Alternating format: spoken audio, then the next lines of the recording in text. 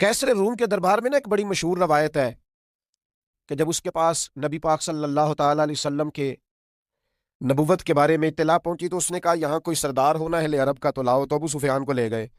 ابو سفیان اس وقت مسلمان نہیں تھے، کہتے میں نے پوری کوشش کی کہ کسی طریقے سے انہیں نبی پاک علیہ السلام کے بارے میں کوئی ایسی بات بتاؤں کہ معاذ اللہ ان کا ذہن بگڑے۔ ابو سفیان کہتے ہیں میں نے بادشاہ سے کہا، میں نے کہا بادشاہ ایک عجیب بات بتاؤں تمہیں؟ بتاؤ۔ کہنے لگے انہوں نے ایک عجیب دعویٰ کیا ہے کہ میں رات کے تھوڑے سے حصے میں مسجد حرام سے مسجد اقصیٰ گیا ہوں، پھر ساتوں آسمانوں ساتوں زمینوں لو کرسی اور سب کو دیکھ آیا ہوں۔ اب اس دور میں نا جو بندہ اونٹ کی سواری پر یا گھوڑے کی سواری پر مسجد حرام سے مسجد اقصیٰ جانا چاہتا تھا اسے 2 مہینے لگتے تھے، اور یہاں قرآن کہتا ہے لیلن، پوری رات نہیں، رات کا بھی تھوڑا سا حصہ۔ تو آپ یہ بات مانتے؟ وہ کیسر روم چپ کر گیا۔ بات بڑی مشکل تھی کہ رات کے تھوڑے سے حصے میں مسجد اقصیٰ جانا آنا، یہی بڑا مشکل تھا، اور پھر آگے کی بات تو ویسے ہی وراء الورا ہے۔ وہ ابھی چپ کیا ہی تھا کہ اس کے پیچھے نا ایک راہب بیٹھا تھا، عبادت گزار جو مسجد اقصیٰ میں عبادت کرتا تھا۔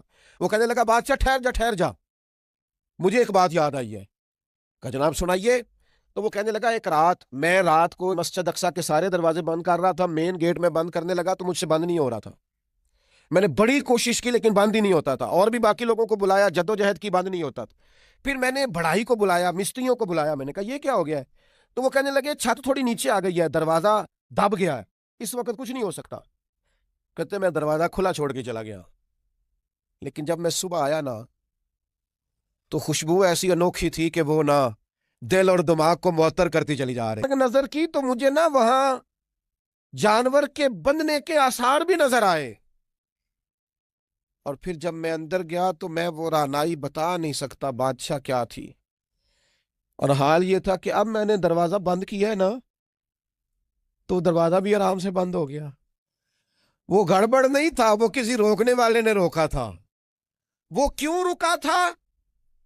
ہمارے صوفیاء کہتے ہیں آپ کو پتہ ہے کہ 18,000 سال کا سفر نبی پاک علیہ السلام نے طے کیا، لیکن جب حضور تشریف لے گئے تو پانی چل رہا تھا تو چلتا رہا، کنڈی ہل رہی تھی تو ہلتی رہی، بستر گرم تھا تو گرم رہا، اور کائنات ساری کی ساری رک بھلا کیوں گئی؟ وہ کہتے اس لیے کہ نبی پاک جان ہے اس کائنات کی۔